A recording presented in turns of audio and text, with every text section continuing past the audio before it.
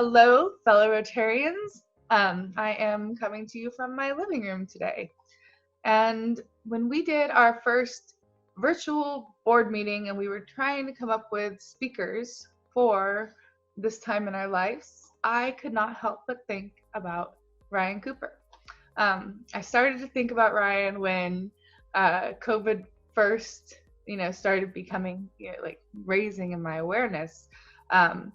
But I didn't reach out to him because I figured that he would be busy on both sides of the aisle, so to speak, but the COVID aisle. So he would be reporting on it on one end and debunking the fake news about it on the other end. So I thought he would be crazy busy and I didn't want to distract him, but we needed a speaker. And of all the people who I think could be talking to us about fake news at this time, I think Ryan's our guy because of course, he could tell us every fake news story that's going around, but more importantly, he could kind of create a setting for fake news. Like, what's the history of it? How do we get to where we are? How do we kind of live in this world of fake news? And how do we figure out for ourselves what's fake and what's not? So let me introduce you to Ryan Cooper. Hello, everyone, and thanks, Colleen, for inviting me today. It's good to talk with all of you about fake news. I worked for 22 years at CNN, so some of you may say I know a lot about fake news, but actually it's become quite the topic du jour the last few years, probably since 2016. I became interested in the phenomenon because really my parents, particularly my mother, who's so active on Facebook in her in their retirement community in Arizona, they're often sharing fake news, and fortunately my mom uses me as her own sort of fact checker, and she'll ask me, is this true? I read this on the internet, so it must be true, right?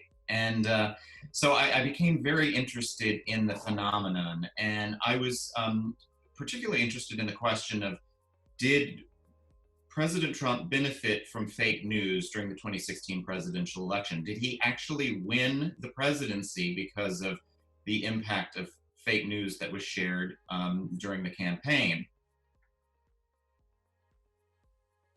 Could you tell me about why people believe fake news? Yeah, there are a couple of reasons why people believe fake news, and part of it is psychology, and part of it is just relays back to communication and how we communicate with one another. There are a couple of concepts called confirmation bias and cognitive dissonance that researchers talk about, and I know that sounds very cerebral here, but I put together a short little video featuring clinical psychologist Dr. Susanna Flores, and take a look. She explains those terms in a way that makes it pretty easy to understand.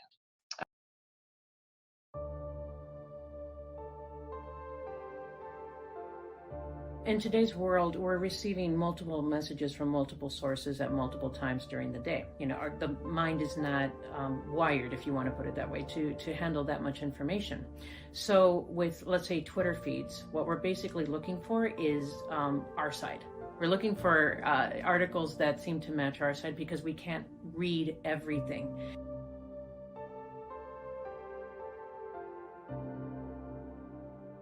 So confirmation bias is when we purposely look for evidence or research or articles, etc., that confirm our own beliefs. So let's say, for example, someone says something about global warming and you don't agree with it. So you're going to look for news or fake news, as you put it, right? Like to counter it.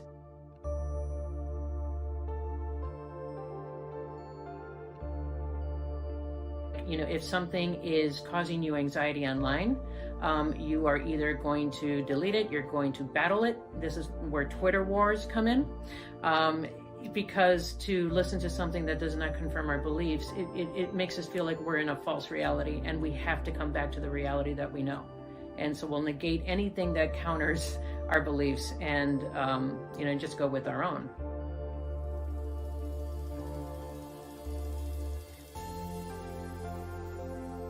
I think what's happening now is we're very much fueled by fear and anger. So without even thinking of a middle ground, each side is hating the other side, or even going as extreme as like to call someone else evil because, each side believes that the other is destroying the country or whatever.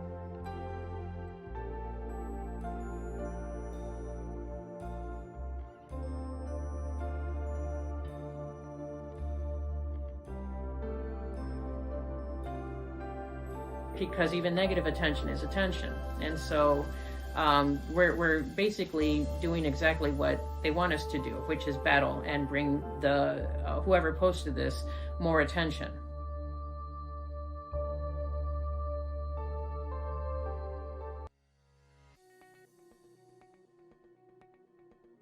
Can you tell me a little bit more about the history of fake news? Yeah, in the 1890s, there was a term that became known as yellow journalism, and that was when rival publishers Joseph Pulitzer and William Randolph Hearst began sensational stories just to sell newspapers. And historians believe the practice played a role in influencing public support for U.S. involvement in the Spanish-American War. Fast forward to the 1960s and you had, supermarket tabloid journalism, and that led to, like the Weekly World News, which was putting aliens on its cover. And, Bigfoot. that was kind of it. Bigfoot. Yeah, that's right. That's right. So there was a lot of fake news before we even, used the term fake news. It was just silly stuff. A sort of subset of fake news is satire. So, The Onion, which is a really popular online site that uses fake headlines just for humor and fun. And of course, Saturday Night Live popularized the Weekend Update for its, parody. And that is a fake newscast, but it's obviously a different kind because it's comedy and in many ways harmless. Near the end of the 20th century, with the internet, we had a new sort of frontier, and that was a lot of conspiracy websites and fake news sites that sort of sprung up. Alex Jones and his InfoWars. And, regardless of where you sit politically, Alex Jones has admitted under oath that he has made things up. That has, spawned all sorts of conspiracy websites and videos and posts on social media. But, now, the most recent example of all of this, was the 2016 presidential election. And I think we saw, in the Mueller report, again, people will take into that what they will, but it did say that, the Russian government interfered in the 2016 presidential election in really sweeping and systematic fashion. Kremlin-backed trolls were creating fake news stories and memes and other falsehoods to sow dissent and shape public opinion. And so we saw a lot of that in the 2016 election. And look, I think you're going to see even more in the 2020 presidential election. When I was watching and reading the content that you kind of had about that, that point, you said something that really made me go, because you talked about how people realized that they could make money with fake news. Yeah. Could you tell me how that works? Yeah, it's an interesting phenomenon. It surprised me. That was probably my biggest surprise discovery when I put together my thesis and my project was learning that a lot of fake news creators are actually, they're in it for profit, and they're actually not necessarily believing what they're writing, which is I think interesting. For example, Christopher Blair in Maine is a known he's a liberal who trolls conservatives. My dad in Arizona shared one with me the other day. He shared, as in pointed it out to me and said, "Is this true?" And I said, "Oh, that's a Christopher Blair story." I knew right away. And so they created these pro-Trump stories, and that generated more ad revenue, more clicks. Clicks equal ads. AdSense, right. Google AdSense. So the more engagement you have online, the more ad revenue you're generating. And so that was an interesting discovery. So this project led to your current gig as a debunker or Facebook fact checker. So maybe you could tell me a little bit about how you ended up there and about Alan Duke, and give me your thoughts. Yeah, and that was really interesting because I knew about Alan. He worked at CNN. We didn't work together. It's a big company, obviously, but he left a few years ago and co-founded a fact-checking site called leadstories.com. And they're a fact checker for Facebook and Instagram. They're contracted by those platforms to debunk fake news and just fact check claims that are on social media. And I interviewed him for some of my digital videos for my project, and he saw my work and read my my thesis and project and offered me a job right away. And I've been working with him on a contractual basis, in addition to some of the other work I'm doing elsewhere, since December. And I've written more than 200 articles for the site, debunking fake news. A lot of it lately has been about the coronavirus, and we can talk about that in a bit. But Alan is just a really interesting character, and has spent a lot of time debunking fake news, and was featured in several of my videos if you want to check those out.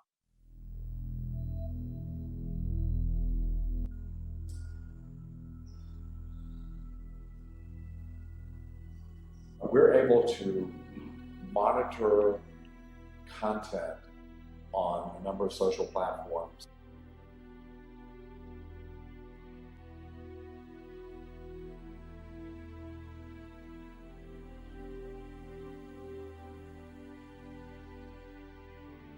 Just because your friends are sharing it, and just because it's been viewed 1 million times, doesn't mean that it's true.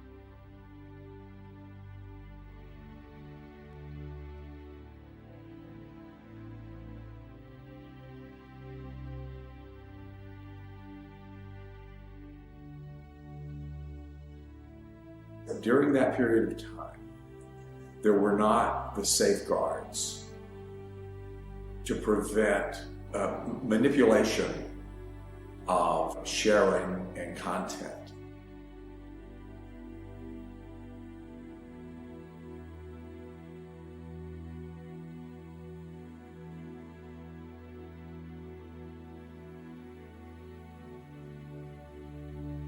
We won't see a replay of 2016. We will see a first run of 2020, and it will be different. Because, first of all, we know it's coming, and so we're preparing.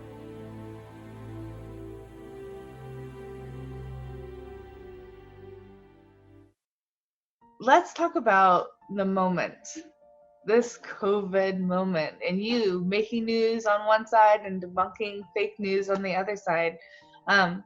What are your days like during this time? Yeah, it's been really busy and crazy. I'm freelancing and have been for several months at CBS News at their LA bureau. And so in that regard, I'm doing, producing for the CBS Evening News and some of the pieces that air on that program, and dealing with, COVID-19 and the coronavirus every single day from a news standpoint. Well, my other hat as a fact checker for Lead Stories is debunking a lot of these crazy claims that are out there about the coronavirus. Just today, I debunked a story, and the headline was, "Coronavirus is not fake, is not a cover-up to allow 5G deployment." There was a meme that was being shared online that said, "There was never a COVID-19. Coronavirus is fake. It was a cover-up to allow the deployment of 5G network towers. And that's what's causing the virus deaths." I mean, these kind of, conspiracy theories are just really prevalent in some circles on social media. And there have been, dozens upon dozens of coronavirus fake claims online, that it was a weapons deployment, that it was a bioweapon, that coronavirus isn't real, that 5G is the cause of coronavirus, that Bill Gates patented the the vaccine for the coronavirus. There's no vaccine for the coronavirus right now. We have dozens of researchers and labs, working against the clock to find a vaccine and help stop the spread of this coronavirus, which has killed more than 68,000 people as of today, April 5th. This is a real pandemic. We aren't all holed up in our homes, so that the government can install wireless device upgrades and control our minds. It's just silliness. And a lot of this out there, though, people see it, they may think that it's from a real news site and they'll share it with their friends, and then it just grows exponentially. But it's really scary. And I think it's times like this, there's a lot of uncertainty that hoaxers and people who are creating, silliness online use these moments of uncertainty to sort of prey on people and to sort of scaremonger and create fear. And in many cases they succeed, but that's why, we're around is to sort of go through these claims and fact check them. You've actually come up with a way for the rest of us to do what you do, but on a more personal level. Like, could you tell me why you chose those tips?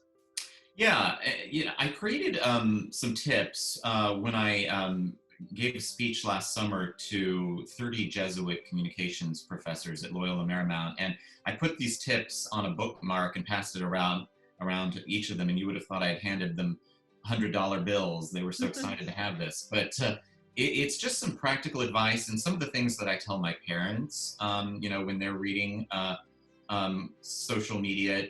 You have to kind of ask questions, you have to do some research, and you have to not assume that everything you read is true.